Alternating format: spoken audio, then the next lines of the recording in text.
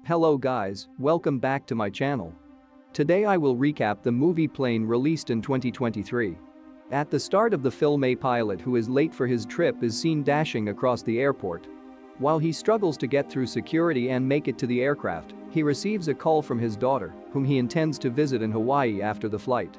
His daughter is anxious that he wouldn't make it in time to enjoy the new year together. He hopes there won't be any delays, but he promises her that he will be there.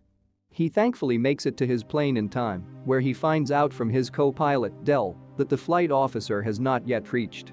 Del then introduces Torrance to the adverse weather conditions they would encounter en route. The flight officer walks in as they are conversing and tells them that Trailblazer 119, their plane, would take off for Tokyo with 14 people on board. At that point, Torrance expresses his worry about the weather and offers a different flying route. However, the flight officer interrupts him and says that using the alternate route would add more time because the weather might clear by the time they are there. The two pilots couldn't argue, so they just agreed. After introducing herself as Bonnie and making her way onto the deck, a flight attendant tells Torrance that he must go to the jetway.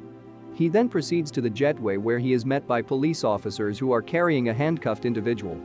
Louis Gaspar is the man, and homicide-related accusations are the reason for his extradition. Torrance advises the officer to stay away from the passengers because he is worried that the passengers would feel uneasy around a handcuffed felon. Torrance meets Maria and Isabella, two other flight attendants, and manages to shake off his unease. Once everyone is seated and buckled up, Torrance gives a briefing over the intercom, cracks a joke fit for Southwest Airlines, and then the plane takes off. The pilots chat with one another about their families as the flight attendants care to the passengers. However, when they encounter the storm they had anticipated, things begin to change. Torrance warns everyone to buckle up and calls air traffic control. They enter the storm further as they fly forward.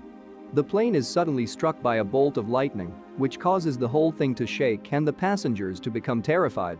The pilots work as hard as they can to find a signal despite the fact that all power and communication is shut off and that there is a heavy downpour coming. They make every effort, yet there is no apparent answer.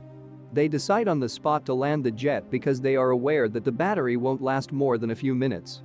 Bonnie alerts the passengers to the electrical problem and sternly orders them to buckle up and stay in their seats at all times. The pilots try to discover methods to land while keeping an eye on the gyro, while the flight attendants do their best to hold themselves and the passengers in place. Officer Knight's phone drops from his hands and lands on the floor at that point. The employees are terrified of what he might do and keep warning him, but he chooses to act foolishly and goes to pick it up. Isabella feels compelled to go save the man, but another hit rattles the entire aircraft and immediately blasts them off, killing them there and then. The pilots finally locate a safe landing area within the cockpit, but they only have 3 minutes before the engines shut down. Torrance notices a road just as the plane is going to crash and steers it in that direction. The pilot makes a successful landing despite great difficulty and the plane's blades slicing into woodland branches. Everyone is relieved to be on solid ground and realizes that they might be on an island in the Philippines. The flight attendants ask the passengers to exit the aircraft right away because it hasn't yet stabilized. Del descends through the emergency exit first, then all the other passengers. Torrance calls Bonnie to go as she is inspecting the dead's remains. Everyone is safely off the plane by morning, and they all feel relieved. The CEO of the airlines calls a meeting with Scarsdale, a former Special Forces officer in charge of the search operation, to discuss the Trailblazer 119's disappearance. They discover that the last time the plane's signal was picked up was in Manila, but it was quickly lost. The officers go over all the options for locating it. In the following scene, Bonnie asks Torrance about Gaspar and gives him the handcuffs keys that she discovered while helping people off the plane. Torrance and Del then try to see if they can turn on the power again, but are unable. Torrance covers the dead bodies after entering the aircraft. He investigates the officer's bag in an effort to learn more about Gaspar and then leaves after collecting his gun. It turns out that he wants to take Gaspar along as he goes in search of assistance.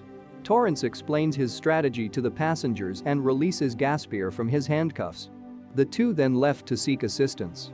Everyone is continuing seeking for hints at the New York headquarters, but they are unsuccessful. Scarsdale makes use of all of his connections to assist the people in light of the scant information indicating that they may be in the Philippines.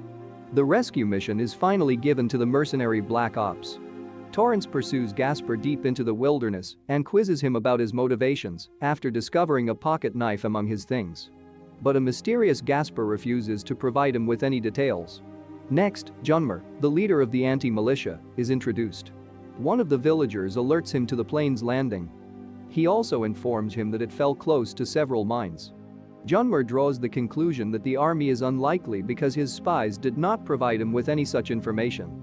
Torrance, on the other hand, is now by themselves as Gasper left midway through. After repairing a few circuits, he arrives at a warehouse where he is able to place a call. He contacts the airlines to inform them of the problem, but the caller can't hear him very well before the line is severed. Torrance then contacts his worried sick daughter Daniela on the phone. She picks everything up from him and learns everything. Then he instructs her to let the airlines know that they were on Jolo Island. He suddenly comes under attack from behind. He makes every effort to get away, but Torrance is eventually able to take the attacker down after a protracted struggle. He encounters Gasper as footsteps draw near, and the man gives him a weapon. Torrance notices a number of dead bodies of people who Gasper killed as they are traveling below. When they discover a camera with a video, they discover that foreigners had already been robbed there before them. The two run to the passengers in the robbers' van out of fear that the same may happen to them. When they hear the sound of the vehicles, the passengers eagerly rise up, but they quickly realize that the gunfire is not the rescue team they had hoped for. As the robbers start boarding the passengers, Torrance and Gasper arrive there just in time. They demand the passenger list from Bonnie under duress and ask for Torrance, but no one identifies him. A girl tries to flee at that precise moment and is fatally shot. Her lover begs for assistance but is also brutally murdered. The passengers are then escorted out in terror. Two of Junmer's men are instructed to seize anything from the travelers that could be used as payment. Then Gasper and Torrance kidnap him and coerce him into providing information. They eventually learn that they are going to the village of Dangelet but are unable to learn more. After learning that Dell managed to fix the eclectic system, Torrance returns inside the aircraft, finds the settlement on a map, and leaves a note for the rescue crew. Scarsdale confirms the information with Daniela back at the headquarters before hiring the mercenary Black Ops to travel to the island. Contrarily, Torrance and Gasper arrive at the settlement where the travelers are being held hostage. They approach the other passengers as they gradually dispatch the robbers one by one. Fortunately, with only a man protecting them, the pair manages to set them free and transport them to a bus. Torrance risks his life by going to distract the robbers because escape would just alert the others. He extends a greeting to the chief while feigning ignorance of who he is. He is struck as a result of the deed. At that point, the designated team opens fire on the robbers, killing many of them in the process. They soon get at the bus with Torrance in safety. When they get to the plane, Torrance pleads with everyone to board it because it is their only chance to get out of there. Everyone agrees. Torrance requests the rescue crew to buy him some time while he makes a patch. Junmer then shows there and attacks, wounding one of the travelers. Both sides exchange a lot of firepower in an effort to outnumber the other. It is now time for Torrance to board the aircraft. He makes a dash and enters despite being shot in one of his legs, as everyone else backs him up. Shellback and Gasper are still engaged in combat outside the aircraft as the pilots and the remaining crew do everything they can inside. While trying to recoil his gun, Gasper discovers the money bag the mercenaries are in possession of. Everyone gets in the car except Gasper as they prepare to go. Shellback does nothing but watch as Gasper walks away with the sack of cash. Junmer and one of his guys are still making every effort to halt them in the meantime. When Junmer's man prepares to hit the plane with an RGF, Gasper shoots him dead just in time to save the aircraft. But is once more worried to see Junmer pick up the RGF. Torrance, however, who has no intention of complying, takes off the aircraft straight past him.